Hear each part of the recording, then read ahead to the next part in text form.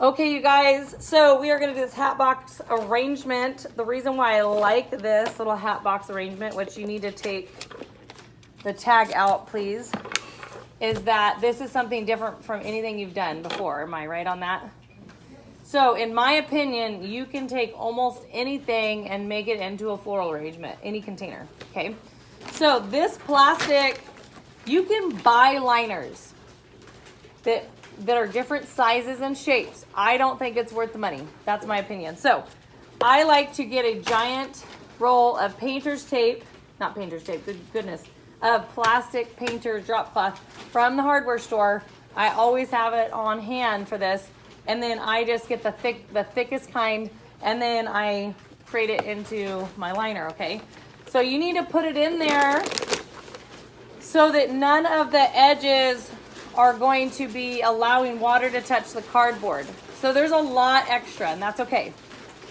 All right, so we're gonna get it down in there, push it all the way around the edges, okay? And get it to kind of overlap on itself. See how this is? So I've got it overlapping. None of these edges are low though, because if you fold it and it's low and you add water, guess what happens to this cardboard? Dead, done, never to return, okay? So if it gets wet, that's bad. So you do want it folded back, okay? Then you're gonna take your scissors and you're gonna trim some. Don't get crazy, okay? So we're gonna trim some. I like to leave a little bit of a lip, and I fold it down once I get the greenery going. Okay, so don't get crazy on the cutting. Like, leave some extra. It's really important, okay?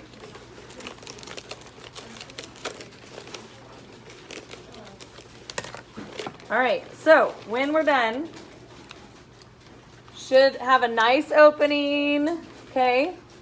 And then there's a little bit extra around. It's so important you give yourself a little bit extra, because I have done it before where I cut it a little too short and then it was like just barely on the edge of overflowing, okay? Let's throw this plastic away and kind of keep our space somewhat clean, okay? So step number 2, I'm gonna move fairly quickly, you guys, because I wanna allow you plenty of design time. This is basically chicken wire that's been green enameled. And why do you think it would be important to do green enameled on this? So it's easier to hide your mechanics. Yeah, easier to hide mechanics. What else? Doesn't rust, right? We're dealing with water. I personally, if I have like graduation flowers every year I do, and banquet flowers, I keep this because we need to try and be as sustainable and for the environment as possible as florists, because we produce a lot of waste. So if you're able to recycle these, that's a good thing. And so if I were to recycle this repeatedly, it would get rusty eventually. Now, have I in a pinch went down to the hardware store and bought some chicken wire? You betcha I have. Okay, so if you need to, you do what you got to do. But I do like to show you the official florist stuff. So you're gonna create a little bit of a ball. You need to go around and bend these little pointy cuts, part of the wire down. If you don't bend that, what do you think is going to happen to your liner? It's gonna rip. You're gonna poke a big hole, and I've done that too. I made these beautiful, beautiful funeral casket flowers, and I was so proud of myself. I added more water and it leaked out on my dining room table. Why? I poked my liner. So that was pretty tragic for me because I had to lift the flowers out without ruining it, do another liner, and then precariously put it back in. So you really need to make sure you're taking your time to try and bend these. If you would like, there are jewelry pliers in the back of the room if you're feeling like your hands can't handle, okay? So you just need to kind of point them in so that we don't tear into the liner, okay? Next, you're gonna create kind of a ball shape, okay? This is taking the place of foam or taping, like if we did a grid. So you're gonna create kind of a ball shape. It doesn't need to be perfect, but it needs to be the width of the mouth of your container, okay? So I like to kind of just create the ball shape, and then I like to use my hands to open it up a little bit. Mine's kind of small because I was trying to be conservative, but I might have to get another piece, okay? So I'm just gonna open this up so that it sits nicely into my container, okay? It doesn't have to be on the very edge. It just needs to sit in there to create a structure for me to put flower stems into, okay? So if you guys kind of want to peek, it's better if it stands up a little taller. Mine's pretty low in there, so I think I'm gonna get another piece. Well, maybe not, I'll just do this. But yeah, ideally it would be about right there, like an inch below the mouth, okay? So that's kind of the goal. And again, make sure your little cut wire is not stabbing the liner, it's going inside, okay? All right, now that we have the container prepped, is what I call this, okay? We got our container prepped. We need to add some water to it, which don't get up and do that right now because I want to kind of demo for a minute. So I'm going to steal water out of this, and I'm really going to hope that this holds. Okay, I'm really going to hope that it holds. Okay, or I'm going to be so sad. All right, so I want you to fill it up about half or a third of the way with water, okay? All right, what do you think we would do first creating this hat arrangement out of the products that we have? Probably the leather leaf. Okay, somebody thinks leather leaf. What else do you guys think? One person's guessing. Out of all the product we have, what do you think we should start with? Leather? Why?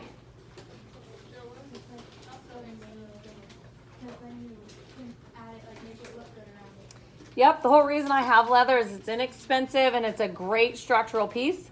Then we can hide it, right? It's kind of our greenery filler. So yes, we're gonna take the leather leaf first. Now, I wanna caution you guys. I already know what's gonna play out. Some of you guys are just going to treat this like a vase and go straight up and down with your designing. Some of you are gonna chop it so low that you'll have nothing cascading out. And some of you guys are gonna just nail this whole cascading thing because this is a different design technique. We haven't really done this yet, okay? So you need to be using this to create your structure. Listen, please. To create your structure for a rounded cascading arrangement, okay? So you're gonna start grabbing this and just sticking it in there at all angles, okay? And if you see it's a little too long, that's okay. You can trim it a little shorter, okay? So I like to start out with just a couple pieces flowing, okay? And it doesn't matter which ones. If they're broken like this, remember, we'll just trim it off. It doesn't matter if these are broken, you guys. Why? Because this is just the bottom structure. Now this has some pretty low pieces that I'm just gonna trim off because I think it's gonna interfere, okay? So you really, really need to get them laying down first, okay? Then you can start creating some pieces that want to go up and down. And if they're spinning and stuff, it's fine. Okay, we'll get there. Okay. These may not stand all the way up to start because it's going to be really loose. I think that's too long. And see, this one I just decided I don't like, so I'm going to put it standing up. Okay. And we have a lot more leather if you decide that you want to. So I think 4 or 5 pieces laying down and then a couple up. I wouldn't use every single piece of leather to start because it's going to overcrowd it, okay? So why don't you guys, and then I'll pause this, why don't you guys go start getting your water filled and start doing this, and then I'll pause my video and show you the next. All right, you guys, so yes, we are going to do the eucalyptus next. So get your stems out. By the way, I like to, when I'm designing, and you're more than welcome to do this, I like to take things out of the vase and lay them on the counter, except for the focal flowers. So then you're not sitting there fighting them so much. That's why I'm kind of individually taking them out of the bucket before I design. Because otherwise you're sitting there wrestling with flowers like this, instead of seeing what your product is that you have to work with. Okay, so if you would like to do that, take them out. So then you can set the vases on the side counters and not be wrestling with them and knocking them over. Okay, so I can lay these out over here and I'm kind of looking for different sizes and things. That's what I'm kind of looking at here, okay? Tip it down here. All right, so the purpose of the eucalyptus, this is the pretty part that we definitely want to be eye-catching. However, look how long these are, right? These are super long. We're not gonna put this whole stem in there. So remember last year I had you cut it into sections, right? So I'm gonna probably cut this one in about halves. I'm gonna cut this off because I don't want leaves in the water. All right, and then you have to kind of move these a little bit. Some of them are really woody, okay, and you need to get it to bend for you. So I'm just gonna gently maneuver it and then pop it down in there. Okay, and even that was a little bit long, so I probably won't do that everywhere. Okay, so I'm gonna make this one a little bit shorter. And just start placing it throughout your arrangement, okay? Don't put just giant stems in there because it's gonna make it look horrible, okay? Really important that you guys are spinning your arrangement around the whole time. Why? Why is that really important? Yeah, this is an all-rounded arrangement. Well, you should do it anyways, but we want to make sure that the back's looking just as good as the front. You also need to make sure that you're putting the stem in the right spot. Sometimes you poke it between the liner, right? You don't even realize you're doing that. And that's going to dry your flower out, and your customer will have no idea why that one stem is going bad. Okay. So again, I'm lifting some of the leather up and I'm placing these in between. It needs to be throughout the arrangement, okay? If you feel like you're not having enough greenery here in a minute, you're more than welcome to get another stem, but this is not all that's going in this arrangement, so you probably don't need to get too crazy. All right, I'm already seeing a hole in mine as I'm spinning it. All right, so when I'm looking, this is really blank here. I'm spinning around. I'm gonna make sure and add in that location. Okay, you need to make sure you're making it very balanced all the way around. If you need even more of a filler than what that has to offer, that's where your leather is really great for. Okay, so we're spinning around, adding this everywhere. Some of it's cascading, some of it is not. Okay. And I'm gonna add quite a bit of this because I just have my filler and focal as little accessories.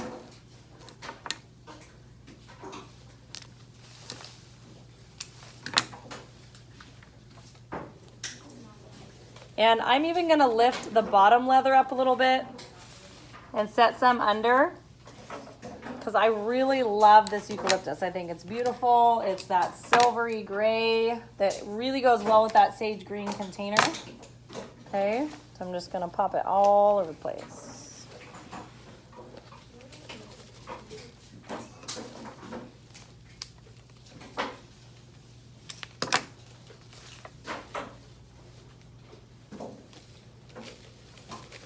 If you're going along and you're like, hey, like I just did, this leather, it's just a little bit too long for me. It's kind of hard once you start stabbing them all together, but I'm like, hey, that's just a little bit too long, so I'm gonna trim it down. That's gonna make it look better. So let's do that.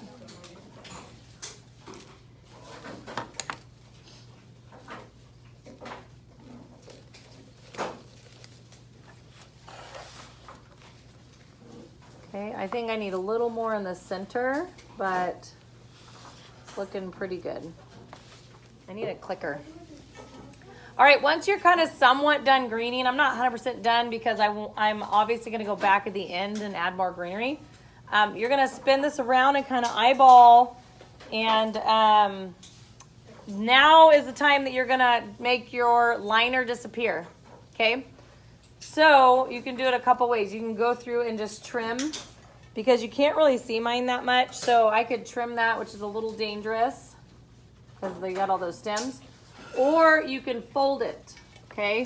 And so what you do to fold it, you guys can look real quick, is you're gonna take this and you're gonna fold it down towards the lip of the container.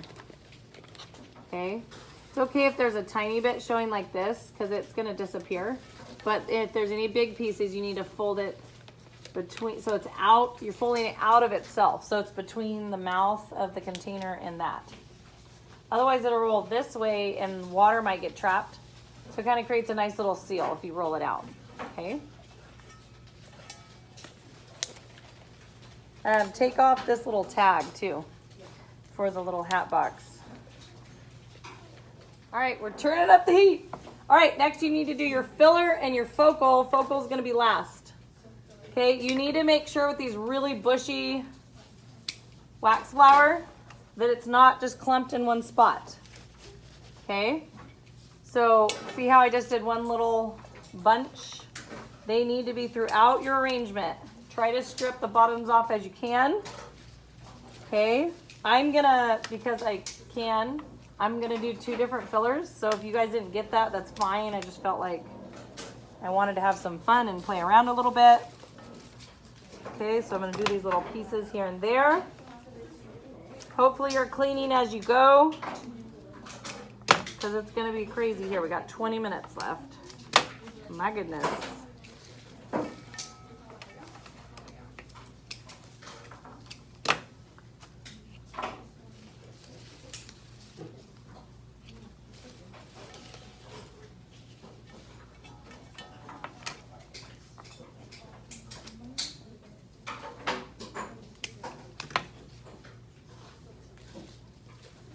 Okay, I'm still doing this at an angle so that these are flowing down too. Your filler should go throughout the arrangement.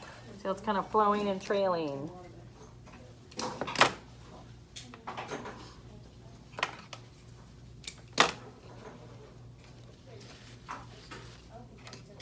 You don't have to use all of your flowers unless you want to. Okay, sometimes less is more on these.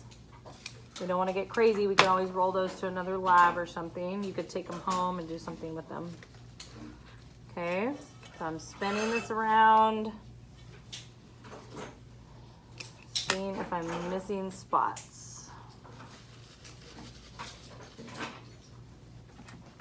Okay, I'm doing my filler at all different angles.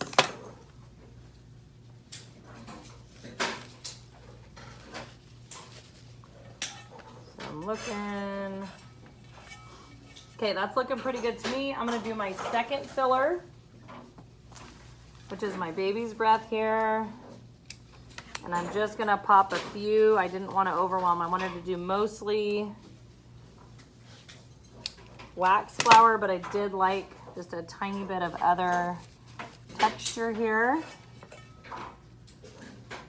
I'm gonna pop these in.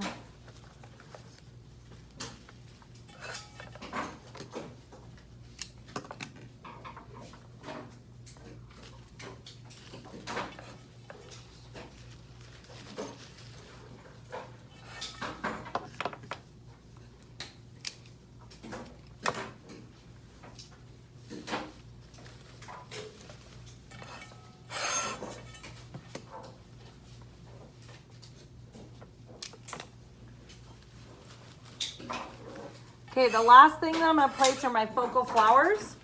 If you have roses, it is so important that you are peeling these outer petals, okay? We're only doing 2 or 3. So you wanna pop them down at the base. Okay, we don't want these outer petals. We don't wanna peel the whole rose, but don't leave little pieces like I just did. Okay, so pop those outer couple. And then since everybody has 5, you're gonna put 1 facing upward. Okay, and the other 4 kind of around. And I know we did something somewhat similar to this at some point during last school year. I can't remember what. Okay, remember your focal is called a focal for a reason. You want it to be the most eye-catching. It does not need to be standing up here. It should not be buried down into your arrangement. It should be hovering just above. See how I have mine just above, okay? I'm gonna pop these other little leaves. If you have 2 different kinds, you just need to mix it up so that you think it looks really nice. Okay. And then you're gonna need to start cleaning up. And I'll get the crowning glory out in a little bit here. Okay.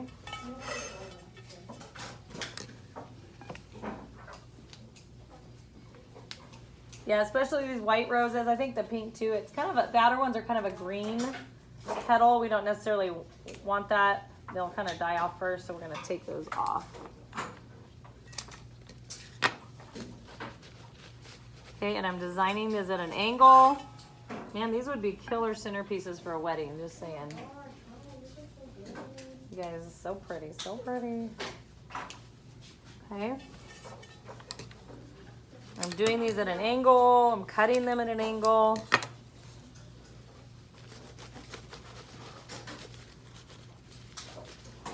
All right. They're not all perfectly lined up at certain angles here. Okay, this is not like a symmetrical. It's asymmetrical in a way. Okay. I'm trimming off any of the leaves that I think are going to be in the way down in there.